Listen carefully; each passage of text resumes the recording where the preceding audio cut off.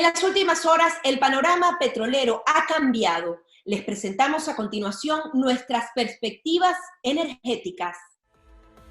Se posiciona un nuevo actor en el escenario petrolero venezolano. México, desafiando las sanciones de Estados Unidos, podría ser quien envíe combustible a Maduro, tal y como lo publica el ABC de España.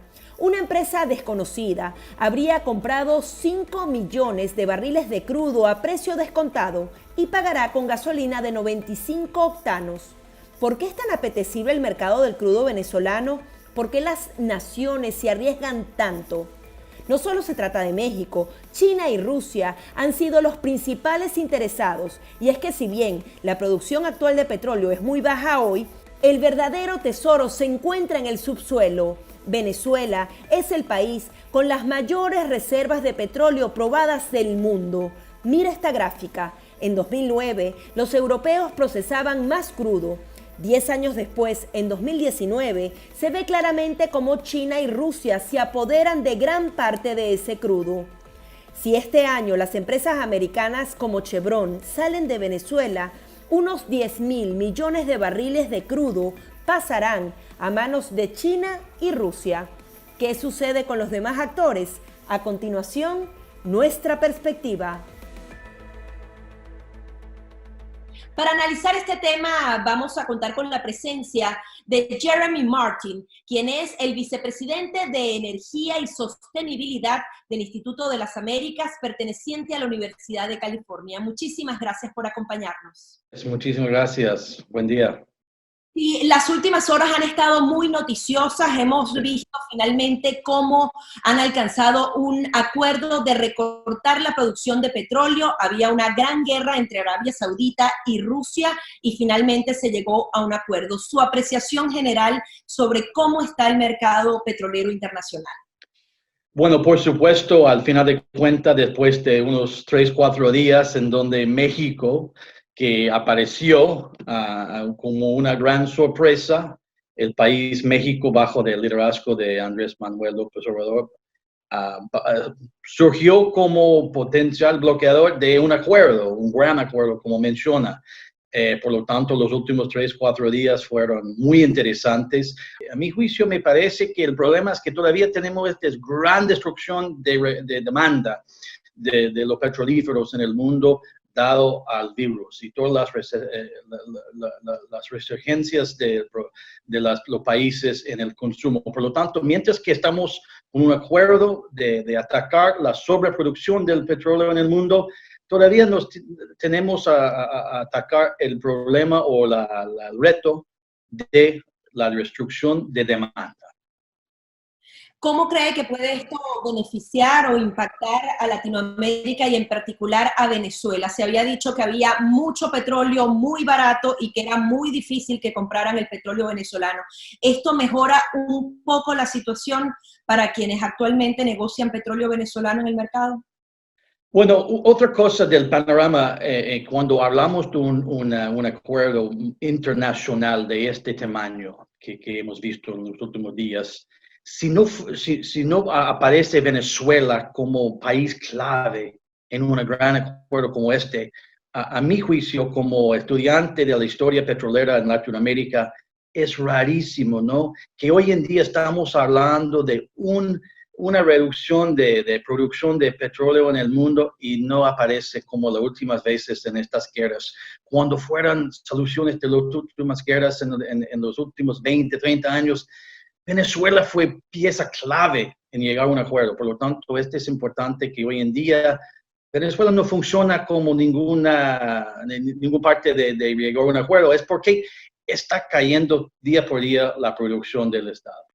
Usted mencionaba a México y nos llamaba la atención un nuevo artículo publicado por el ABC de España, donde dicen que México va a tomar riesgos y seguir pactando económicamente con la industria petrolera venezolana.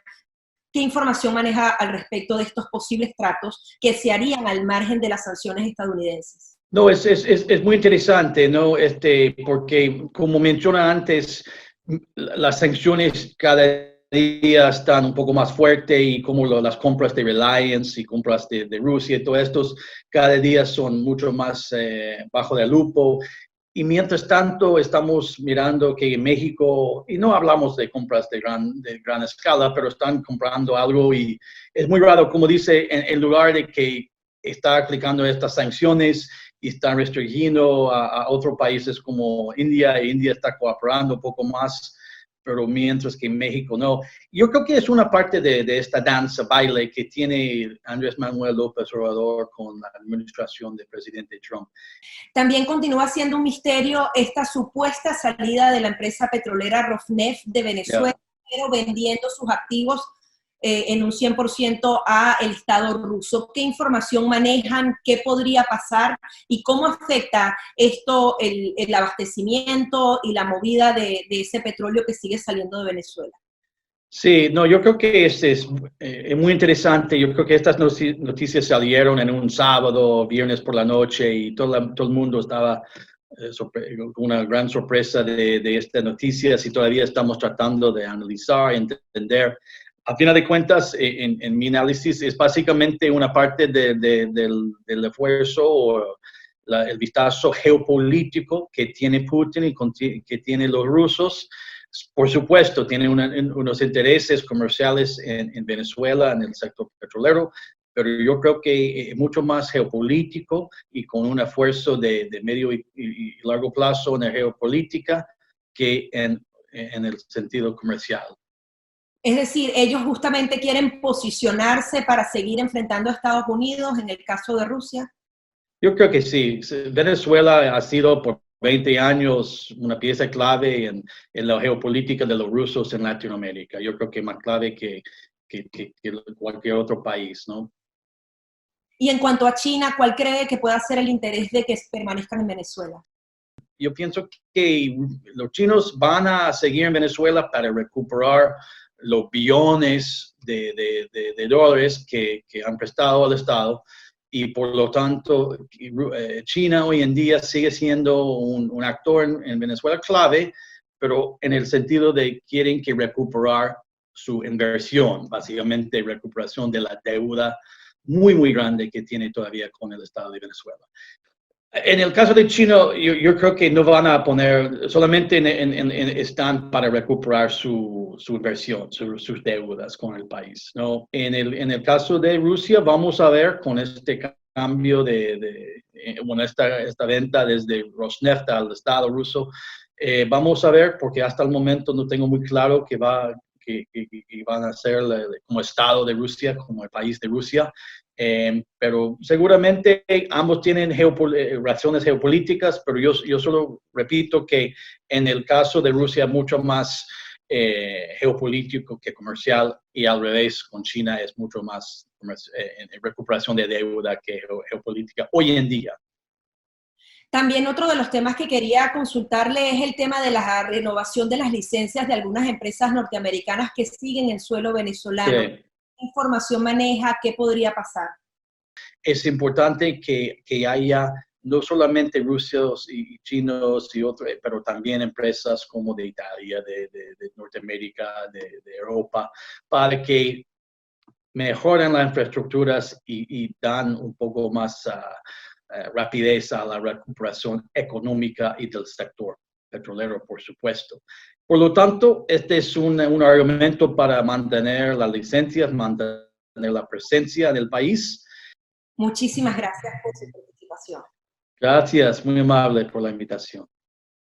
Son las declaraciones de Jeremy Martin, quien es vicepresidente de Energía y Sostenibilidad del Instituto de las Américas. Así ponemos punto final a nuestro programa Perspectivas.